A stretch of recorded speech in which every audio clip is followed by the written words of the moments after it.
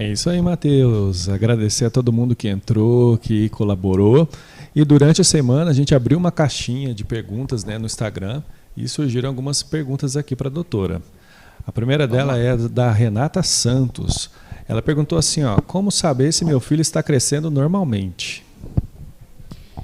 Existem gráficos, né, de crescimento que principalmente o pediatra ele acaba colocando nos gráficos de crescimento. É importante sempre evitar comparar a criança com outras crianças da escola, enfim, porque aqueles gráficos e as outras crianças acabam tendo diferença dos pais, e a gente sabe que a genética tem muita importância. Então, geralmente, no próprio gráfico, a gente faz um cálculo da altura dos pais para poder ter um parâmetro adequado, né? Então, mas principalmente consulta no pediatra, né? Então, vai chegando em uma determinada idade, até 1 ano, todo mundo passa no pediatra todo mês, né?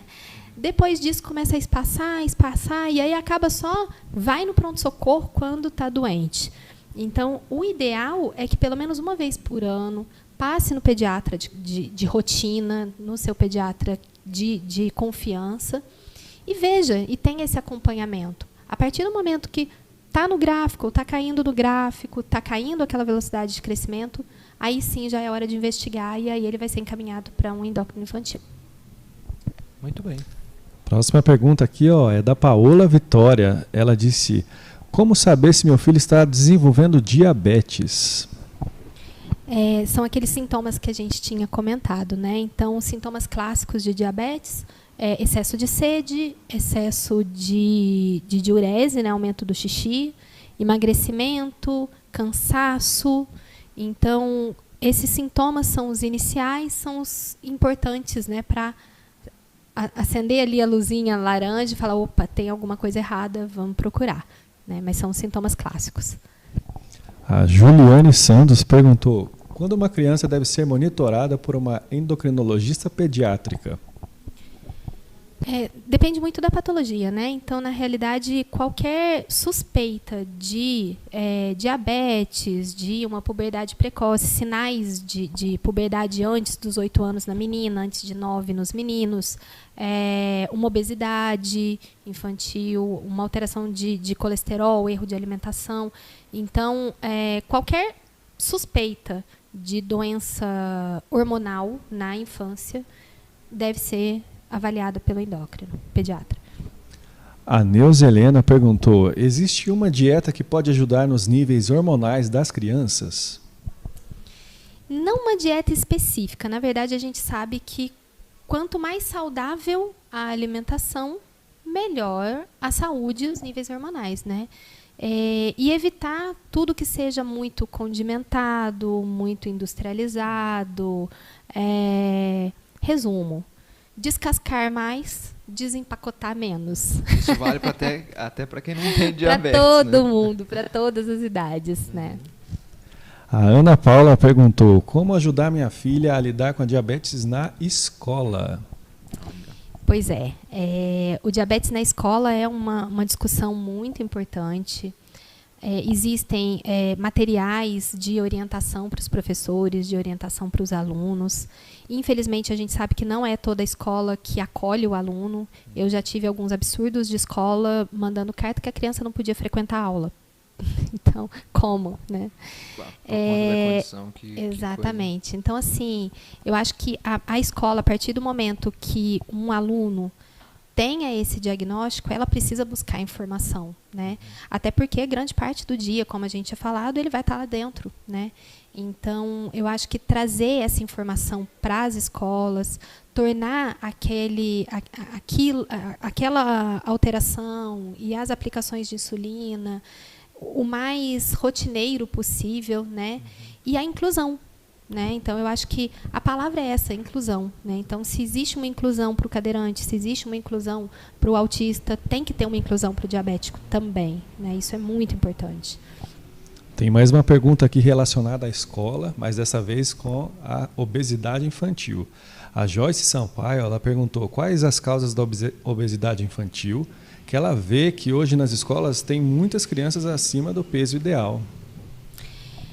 É aquilo que a gente estava conversando do tempo que as crianças passam na escola, né? Então, assim, o número de obesidade infantil aumentou muito, né? E as escolas precisam entender a importância delas também, né? A importância da alimentação dentro da escola, que precisa trazer essas orientações para as crianças, ensinar o alimento saudável dentro da escola também, né? Então, trazer, do mesmo jeito que é ensinado o restante, ensinar também sobre os alimentos saudáveis. Fornecer esses alimentos saudáveis, né? Então, também não adianta nada falar, vamos comer fruta, e chega lá na cantina, tem salgadinho, né? Então, é muito importante essa conscientização por parte da escola e essa mudança alimentar ser incluída na escola. Então, tem essa questão, sim. Agora temos uma última pergunta aqui do Ronaldo José. Ele perguntou assim, o que o governo tem oferecido para ajudar as crianças com diabetes? Então, essa parte das insulinas, né, que eu comentei. Então, o básico, eles têm direito à insulina regular, que é uma insulina que não é muito boa para crianças, infelizmente. Então, pelo tempo de ação e pela instabilidade dela. Mas a Secretaria de Saúde fornece também uma insulina de ação rápida, então, para as crianças. Existem também o fornecimento de insulinas de ação lenta, mas aí precisa de um processo administrativo, vai para a central, onde eles vão analisar, e aí é fornecido. O fornecimento de tiras, né, de tiras reagentes, e aí o restante, a grande maioria, pelo menos no nosso estado, é por ordem judicial. Então, a bomba de insulina no nosso estado acaba sendo por ordem judicial, não existe um processo administrativo. Em São Paulo já existe um processo administrativo para isso. Então, a gente faz lá em São Paulo, faz essa inclusão, vai para ser analisado e volta sem ter que envolver uma ordem judicial nisso. Infelizmente, a gente ainda não tem. Mas, assim, se fala muito do SUS, da questão de não fornece, falta, mas nos Estados Unidos não existe essa ajuda. Teve um vídeo, uma época agora, que estava comentando sobre isso. Existem muitos países que não tem, existe o seguro que a pessoa tem, né? Mas quem não tem o seguro não tem essa ajuda.